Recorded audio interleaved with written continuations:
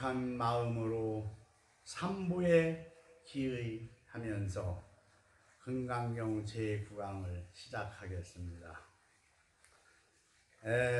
먼저 시간에 사상에 대하여 공부를 했습니다. 이 시간에는 구류중생에 대하여 알아보도록 하겠습니다. 우선 태란습파, 태로 태어나는 거, 알로 태어나는 거, 습으로 태어나는 거, 화하여 화생에서 태어나는 거, 이 욕계에는 이 네 가지 종류가 있습니다. 태로 태어나는 것이 제일 이기주의지요. 싸움을 제일 잘하는 것입니다. 그리고 편을 갈러, 태로 태어나는 것은 반드시 편을 갈립니다. 그리고 태로 태어나는 것이 먹을 게 있으면은 실컷 지금 먹어도 다음에 먹으려고 또 저장을 해놔요. 그래서 인간들도 다음에 먹으려고 나 먹는 것만 족하지 않아서 땅도 사고 돈도 저금하고 그것도 모자라서 자손들, 손자들, 증손자들까지 먹을 거 마련했느냐고 이렇게 아귀다툼을 해놓은 겁니다. 뭐 개들도 먹을 거 있고 다 먹으면은 또 주면은 주는 대로 물어다 땅에다 묻어요. 늑대라든가 뭐든가. 그래서 양육강신, 그러고 강자한테는 한없이 비굴하고 약자한테는 한없이 강한 게 이 태로 태어나는 것들의 공통된 점이죠. 그 다음에 알로 태어나는 거, 태로 태어나는 것보다는 싸움을 좀 덜 하지만 그래도 알로 태어나는 것들도 싸움을 잘 합니다. 그러나 그 당시에 먹을 거 있으면 다시 다음에 먹으려고 저금해 놓지는 않아요. 그 다음에 습으로 태어나는 거, 모기찌리, 파리찌리 싸마는 거 봤습니까? 파리와 모기찌리 널 편가르는 거 봤습니까? 또 싸움을 전혀 안 합니다. 모기들도 피를 빨아먹고 이따가 또 빨아먹으려고 냉건 없습니까? 아니죠. 그 다음에 화생하여 태어나는 것은 싸움이 없죠. 이렇게 욕계에서 태란습파 사생이 살고 있습니다. 그리고 색이 있는 것은 사선이고 색이 없는 것은 사궁이며 생각이 있는 것은 공처요 식처 두 곳으로 나눠서 색계에 살고 있어요. 욕계, 색계에 살고 있죠. 생각이 없는 것은 무소유천, 무소유천이 무색계의 비비상천이라고 그러죠. 그렇지 않는 것은 유정천, 무색계 극락세계의 제일 꼭대기층에 있는 게 유정천입니다. 그런데 색계에서는 복진타락을 합니다. 우리가 복을 많이 줘가지고 다음 생에 육신이 없어져서 영혼이 돼가지고 색계, 도솔천이라던가 이런 데 가서 색계에 가서 극락세계에서 딱 난단 말이에요. 그러면은 그 전생에 지은 공덕이 다 사라지면 다시 인간이나 축생으로 내려옵니다. 그래서 복진 타락, 복을 다 받았으면 다시 타락해서 내려온다. 그러나 무색계에 가면은 복진 타락을 하지 않습니다. 그래서 석가모니 부처님도 어머니 마야 부인이 도솔천에 계시는데 복진 타락을 안 하기 위해서 석가모니 부처님을 이 땅에 출산케 한, 몸을 빌어 출산케 한 공덕으로 도솔천에 가 있는데 어머님을 구제하기 위해서 무색계로 끌어올리기 위해서 도솔천에 가서 설한 것이 지장경이죠. 그래서 이 대목에서 본다면은 자세히 나오는 거예요. 소승불교에서는 출가를 했으면은 처자권속을 다 인연을 매섭게 끊고 수도 용맹정진해야지. 응? 그 속세에 두고 인연 생각하면은 고뇌망상땡이 되지를 않는다. 이렇게 소승불교에서는 밝히고 있습니다. 그러나 대승불교에서는 그렇지 않다. 이미 출가하기 전에 맺어진 인연은 반드시 구제를 하고 구원을 해줘. 라고 챙겨줘야죠. 성철 스님도 그 참 부잣집 아들로서 출가를 하셔서 해인사 방장으로 계실 적에 속세의 인연은 다 끊어버렸지요. 그런데 하루는 간간히 바람결에 들려오는 소식이야 듣겠지만, 하루는 따스한 3월 봄날에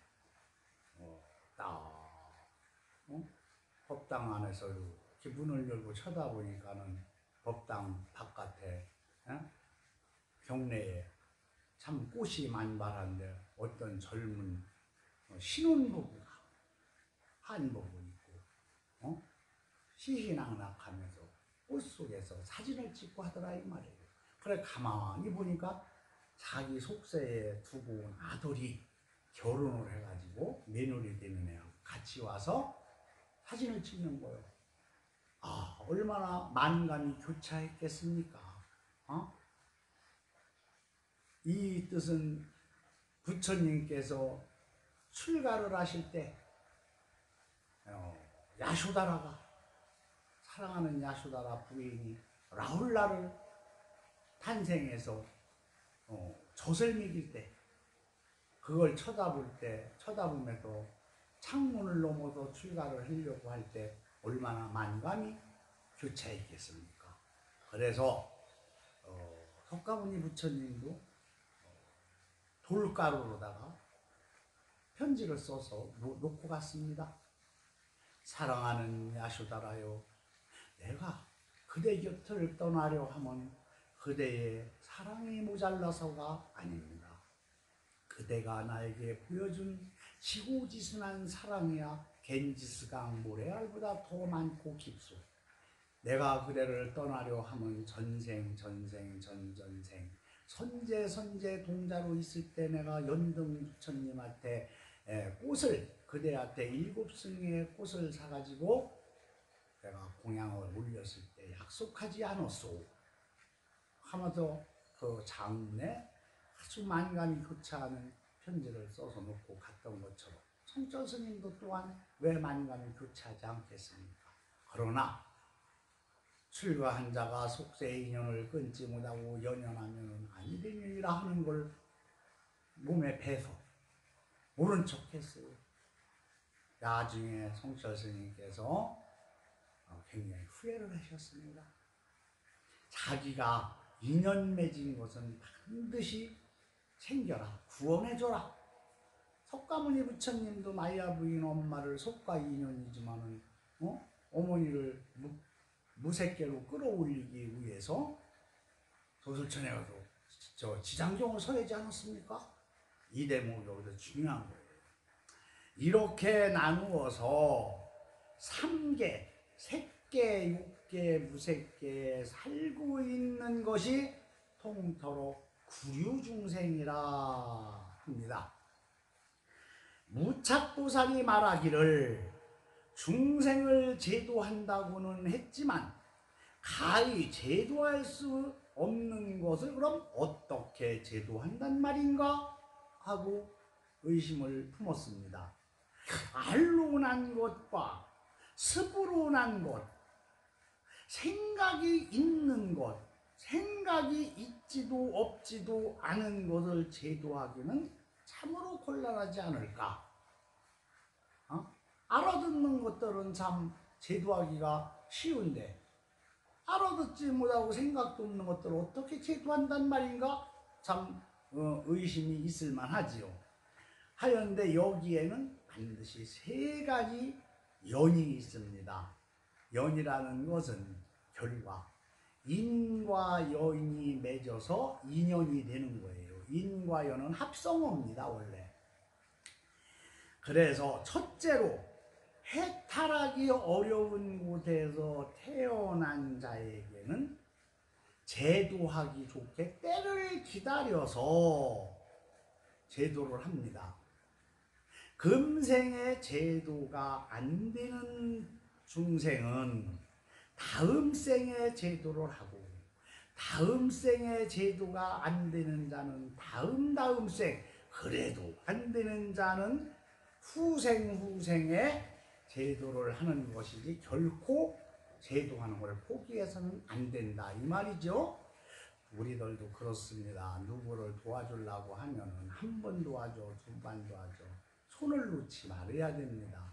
두 번째는 제도하기 어렵지 않은 곳에서 태어났으나, 제도하기는 어렵지 않은 곳에 태어났으나 그 중생이 성숙시키지 못한 것, 근기가 없는 것, 또 불심이 없는 것, 제도를 들으려고 하지 않는 것들은 성숙시키게 하고, 때를 기다려서 여러 가지 방편을 써서 성숙시키게 하고, 계속적으로 반복적으로 깨우치게 한다 이 말이지요.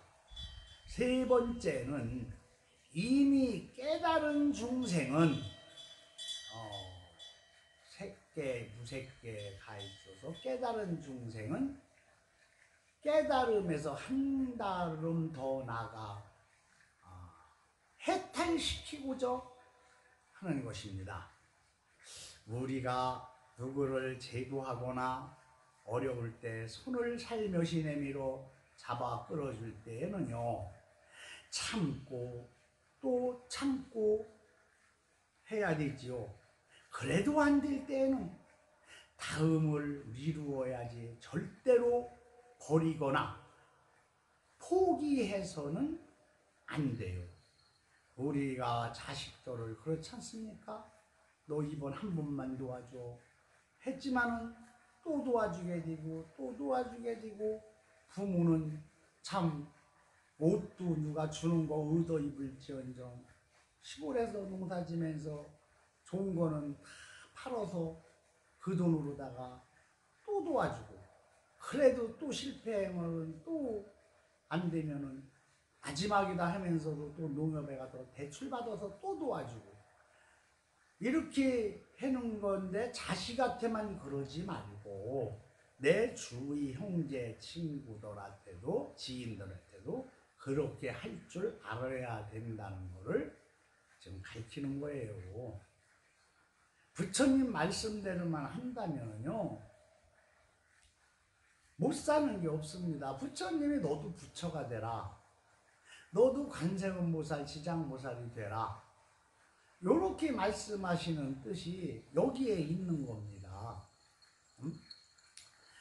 이렇게 부처님의 뜻을 알고 알았으면은 행동을 실천하고 생활 속에서 포교사, 도심 속에서 표교사, 전법사가 되는 겁니다. 그리고 생활불교입니다. 이것이 도심, 세 속에서 사찰, 사원을 불사해서 내가 관세음보살이 되고 내가 지장보살이 되고 내가 보현보살, 문수보살이 돼야 한다 이 말이죠. 내가 포대화상, 포대화상은 미륵보살의 분신, 전신입니다. 미륵의 분신이죠. 포대화상. 내가 포대화상이 되고 또 전법사가 돼야지 실천불교, 생활불교를 도심 속에서, 세 속에서 해야 말법시대에 훌륭한 선지식이고 수행자라. 대승불교다. 자리이타. 나도 이렇고 너도 이렇고 자각각타. 나도 깨닫고 너도 깨닫고 반야 지혜의 배에 같이 함께 타는 전법사가 돼야지. 그렇지 않을 바에는 감투를 좋아하면 정치 쪽으로 나가면 되는 거지. 승복 있고 정치판에서 끼웃끼웃하는 것만큼 우스꽝스러운 것이 어디 있겠습니까? 참 꼴불견입니다.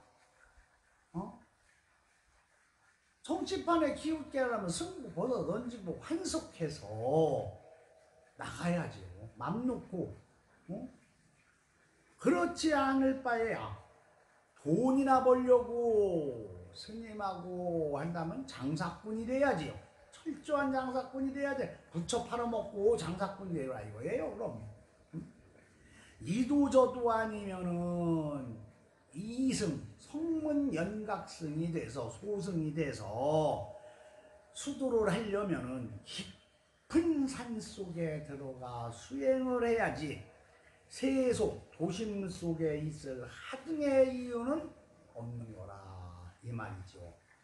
그리고 세존께서 구류중생을 이렇게 하여 모두 다 제도하여 무여열반에 들게 했는데, 무여열반은 모든 번뇌망상이 끊기고 육신까지 사라진 후에, 그러니까 무여열반에 들게 했는데 얻어지는 평온, 그 해탈, 무여열반에 들어가면 거기서 얻어지는 평온과 해탈이 있겠죠. 실은 한 중생도 제도된 바가 없다고 하셨습니다. 원문에, 그죠? 그렇다면 이것이 뭔 말이요? 도대체 한다면 보살, 깨달은 이를 보살이라고 하고 크게 깨달은 이를 보살마살이라고 하는데, 보살마살이나 부처가 내가 저들을 제도했다는 생각, 즉 아상, 인상, 중생상, 수자상에 걸려서 제도를 했다면 실은 한 중생도 제도한 것이 없느니라. 그건 보살, 마살, 부처가 아니죠. 다시 이것을 쉽게 말한다면 우리가 누구를 도와주고 어려운 일을 척척 해결해 주었다는 생각, 그 도와주었다는 생각, 그 주소가 마음에 탁하니 도려 잡았다면 이는 순수한 일이 못 된다 이야기죠. 범부는 누구를 제도 도와준다면 그 마음속에 아상, 인상, 중생상, 수자상이라는 주소가 탁 각인시켜 새겨지고, 성인은 누구를 도와줬다 하면은 그 마음의 주소가 절대로 상주하지 못하. 즉 도와주고 제도왔다는 경계가 보살한테는 없다 이 말이지요. 만약에 아상, 인상, 중생상, 수자상이 있다면은 그것은 목적의식을 갖고 그 어떠한 대가를 바라고 도와주고 제도한다 이 말이 되겠죠. 이처럼 부처님은 누구를 제도했고 무여열반에 들게 했다는 그 자체를 마음에 두었다면 내가 한 중생도 제도한 바가 없다는 뜻이 되겠죠. 그럼 여기서 함어득동선사의 주예를 한번 보겠습니다. 자비로운 함생을 교화하여, 함생은 수구리를 말하는 겁니다. 남음 없는 열반에 들게 하고, 지혜가 진재에, 진재는 진여, 실상, 열반의 경계를 진여라고 합니다. 진재, 진재에 명지합하여 능소, 능소는 그 어떤 행위와 주체와 그 행위의 목표가 되는 객체를 말하는 겁니다. 능소 가히 제도할 것 있음을 본다면 곧 진을 어기게 되니, 진리를 어기게 되니, 아와인 나라는 생각이 나지 않아야 이름이 보살이네. 또 야부도천선사 스님은 다음과 같이 개송하였습니다. 당당한 대도요 밝고 밝아 분명하도다. 사람이 본래 부족하고 낱낱이 뚜렷이 이루어져 있도다. 다만 한 생각 그르침을 인하여 만가지 모양이 나타난다네. 이것은요, 사람은 태어날 때는 이미 누구나 육신과 청정한 본마음을 다 갖고 태어난 거예요. 부처님은 늘 한결같이 거듭나는 삶, 깨어나는 삶, 이런 삶을 사면 반드시 금생 현실의 극락세계가 되고, 극락세계에 내가 논의는 풍요로운 삶, 이런 거를 이끌어 주시는 분입니다. 자, 그러면은 다음 10강에서 육바라밀을 어떻게 해야 육바라밀이 진정한 보시바라밀이 되느냐 하는 것을 공부하겠습니다. 그러면은 안녕히 계십시오.